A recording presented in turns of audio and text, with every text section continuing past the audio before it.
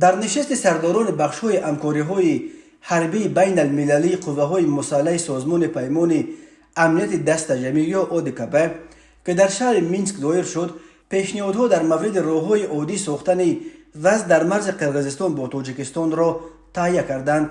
در این باره روز 4 مارس سال 2023 در توییتر سردار دپارتمنت همکاری‌های بین المللی حربی و یاور وزیر مدافعه بلاروس والری ریوینکا خبر داد. تفصیلات این نقشه برای حل بحث‌های مرزی تاجیکستان و قرقیزستان تهیه شده نشر نشده است.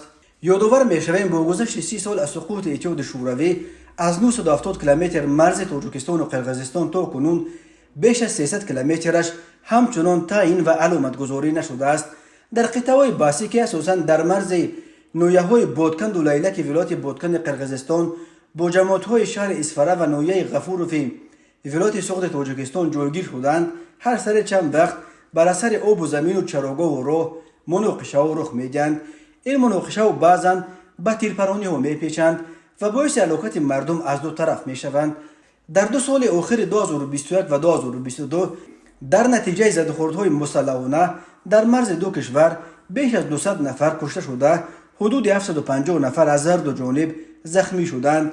مرز قرقیزستان با تاجیکستان از ماه مای سال 2021 اینک قریب 2 سال باز برای روای شهروندان و انتقال مال و کالا پربسته است.